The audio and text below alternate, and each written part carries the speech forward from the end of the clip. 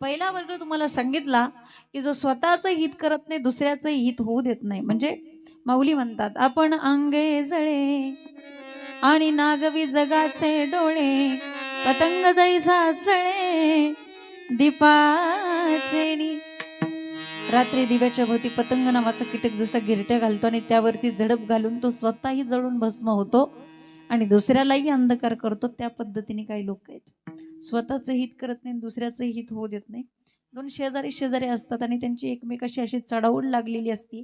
एकाने एक मजली बांधला की हा 2 मजली बांधायचा, एकाने एक गाडी घेतली की हा 4 व्हीलर घ्यायचा, हा 2 गाड्या घ्यायचा, अशी त्यांच्यात चढाओढ लागलेली होती. आणि एके दिवशी एक शेजारी भगवान शंकराच्या मंदिरामध्ये तपश्चर्या करण्यासाठी गेला आणि दुसऱ्या दिवशी त्याचा शेजारी त्यानं पाहिला, अरे आपला शेजारी शंकराची तपश्चर्या करण्याकरता गेलाय, मग आपण पण गेलं पाहिजे. गेला, त्याच्या शेजारी जाऊन बसला तपश्चर्या करत. आणि शंकर हे भोळं दैवत आहे. थोड्याच दिवसात प्रसन्न झालं.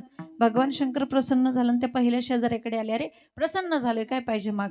तेव्हा त्याने बघितलं तर आपला शेजारी, त्याने विचार केला मी जर एकपट मागितलं तर हा दुप्पट मागणारच आहे. म्हणून तो म्हटला, देवा तुम्ही त्याला काय पाहिजे ते द्या पहिल्यांदा, नंतर मी मागतो. देव त्याच्याकडे गेले, त्याला म्हटले काय पाहिजे माग. त्याने विचार केला मी जर एकपट मागितलं तर हा दुप्पटच मागणार आहे. मग तो म्हटला की देवा तुमची उपासना करण्याकरता पहिल्यांदा कोण बसलं होतं, त्याला द्या, नंतर मी मागतो. आता मात्र देव म्हणले तुम्हाला काय पाहिजे ते मागा, नाही तर माझा मी जातो. तेव्हा पहिला म्हटला ठीक आहे देवा मागतो. हे बघा माझ्याकडे सगळं इस्टेट प्रॉपर्टी सगळं काय आहे, फक्त मला एक द्या. माझा एक डोळा, एक हात आणि एक पाय गळून पडू द्या. देव तथास्तु म्हटले, दुसऱ्याकडे गेले. दुसऱ्याला म्हटले बोल आता तुला काय पाहिजे. दुसरा मनामध्ये विचार करतो पहिल्याने किती लाख मागितले काय माहित. दुसरा म्हणतो देवा पहिल्याला जेवढं दिलं त्याच्यापेक्षा दुप्पट मला द्या.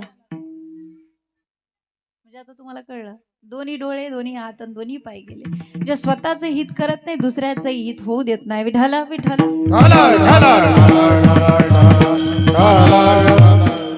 दुसरा वर्ग मी तुमच्या समोर मांडला. स्वतःच्या हितासाठी दुसऱ्याचं नुकसान झाले तरी चालेल, अशी पण काही लोक आहेत. माऊलींची ओवी त्यासाठी, तैसे म्हणे वाचा काय भलतया दुःख देत जाये, स्वार्थ साधिता